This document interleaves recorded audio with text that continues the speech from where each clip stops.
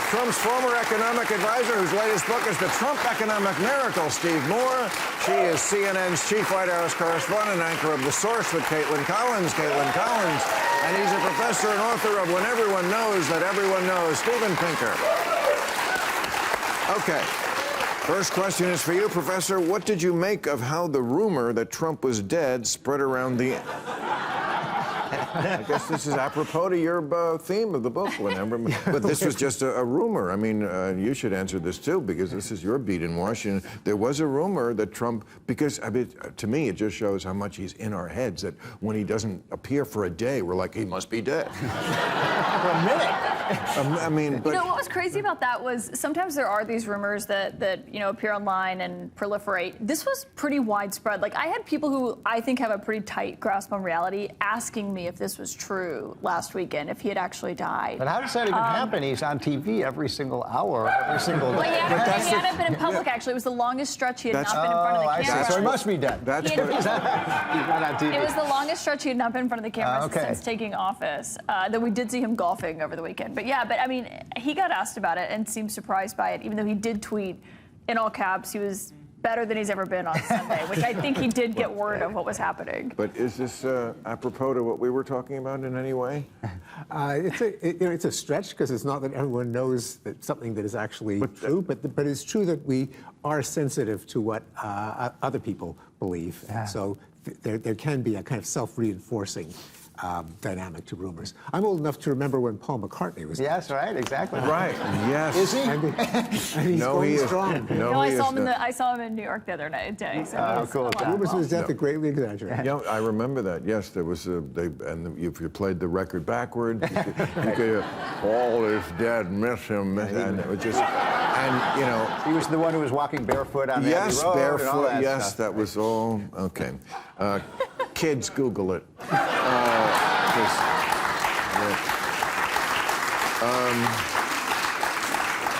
Steve, what do you make of Elon Musk potentially becoming the world's first trillionaire as part of his new compensation deal with Tesla? Isn't that excessive? Well, I would excessive. Is this a great country or what? You can become a trillionaire? I mean, where else on the planet can you become a trillionaire? I'm in favor of people making money. I am too. I also think there has to be limits to everything. I mean, this is, again, when I'm talking about nothing ever lands in the middle. Mandami, running for mayor in New York, probably going to be the mayor, he said, there shouldn't be such a thing as a billionaire. Not a trillionaire. He says there shouldn't be such a thing as a billionaire. But Bill, you know what? But now a trillionaire? Yeah, but here's what Elon Musk would say. Yeah, you know, and this is something people should think about. He'd say, like, am I going to give, you know, billions and billions of dollars to the government? Who do you think can spend that money better? A guy like him who's built incredible businesses, or the government that fucks everything up? Whoa.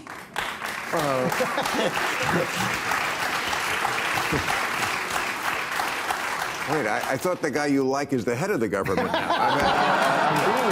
I'm confused about what side we're on, Steve. Okay, but so there should never be any cap, because there's certainly... But when J.D. Rockefeller, the founding father of the Rockefeller dynasty, at some point was worth 2% of the GDP, and then they made antitrust laws. Mm-hmm. They said that's a little too much for one person to control. Mm-hmm. I think they were right 100 years ago. And I think a trillionaire, I mean... he's not going to be a trillionaire, but yeah, I mean, it's basically they've given him a lot of homework to actually get there. It's going to be difficult, I think, to do. It's like double the But even the money he has now, I read, I don't remember the exact statistics I was reading, but it was something like it would take you X thousands of years. Yeah, but he's if you spent $1 million a day, he's going to invest it in the economy. He has an incredill charity. My point is, it's his money. He should be able to do with it what he wants. In general, I agree. I just think, where do you stand on this? Where's Harvard on this one? The charity? Which charity? Look, a trillionaire.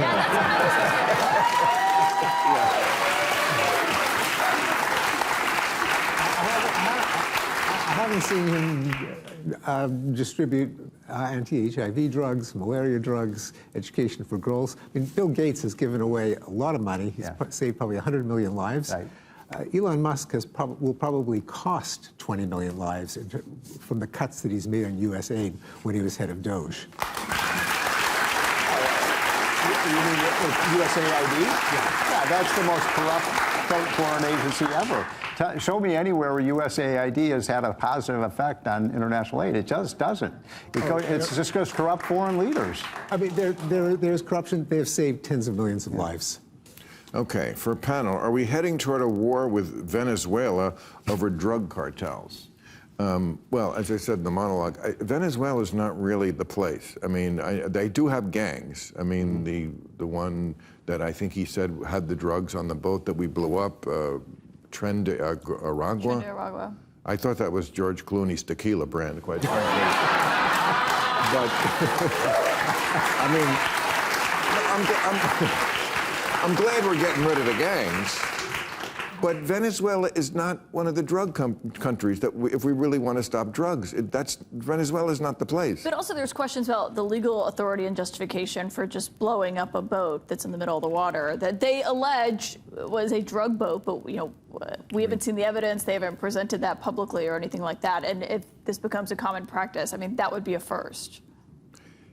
I mean, it seems odd that you would have a small boat with 11 people on it if you were smuggling drugs. I personally would leave more room for drugs. Am I wrong? Point well taken.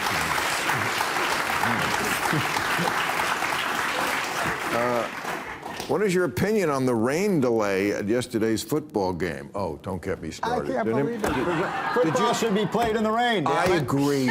This is safetyism. This is a part of the health discussion we were having, I think, that everybody has to be safe completely at all times. Football, that's the great thing about football. I'm with you, we play it whenever, wherever. There's no stopping it. And the crowd, there could be lightning. Of course, it's rain. There always could be lightning. They stop the game for an hour. Subject, can I tell you what else I hate? No more building dome stadiums. Football should be played outside. Yes, yeah, I agree. Well, baseball. Yeah, look, I'm a Chicagoan. We played in Wrigley, at Wrigley Field and Soldier Field when it's 10 degrees below zero, Bill. I don't know about that one. When it's like Alabama in August and September and kickoff, it's hot. but what about, canceling the game for an hour because there could be lightning? I heard that now. Please get to safety. Get to safety. Like a meteor was heading for the stadium. What a bullshit country. Professor, have standards for college students changed in recent years? Do they have trouble keeping up with the amount of reading that used to be required? Yeah, the answer is yes, they have declined. I can see it in my own class, which I've taught for 22 years. So we had a meeting with the dean at Harvard because grades keep getting higher and higher. The 80% of students get an A. The average GPA is 3.8 out of 4. And so grade inflation, they call it. Right? No, they don't. Our dean said, we prefer to call it grade compression. Oh. Maybe our students are just getting better and better. So I knew this was malarkey, so I actually had the data because I've been giving kind of the same exam for 22 years, and it's multiple choice, so it's subjective. So it's a constant benchmark, and performance has been going down, at least in my class. 10 percentage points from 2004 to now. So the standards have been going down. Students do read less. I think they spend more time on extracurriculars than on classwork. And I just know that because Scrolling. That's when they're in the room, yes. I hate to tell you, they're not going to read your book, not because it's not great, it's a book. Yes. They don't read books.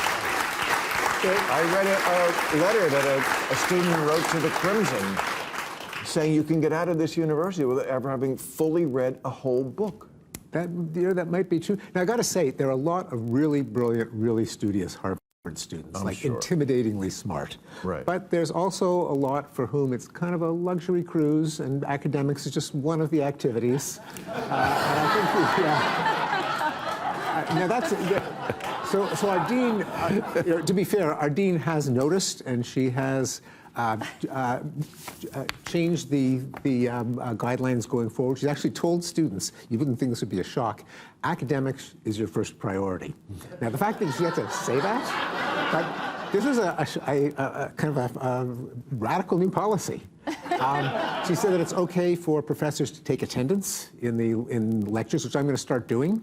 That it's okay to ban electronic devices, which I might start doing, because we actually know.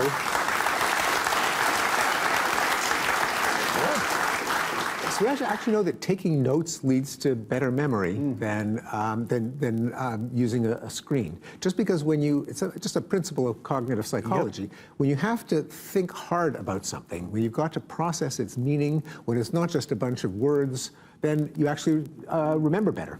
And when you just the process of writing puts it in your brain. 100%. Yes. Yeah. And so, but a lot of them have screens. There are electronic note-taking devices, but they're not as fluid and easy as the old-fashioned pen and paper.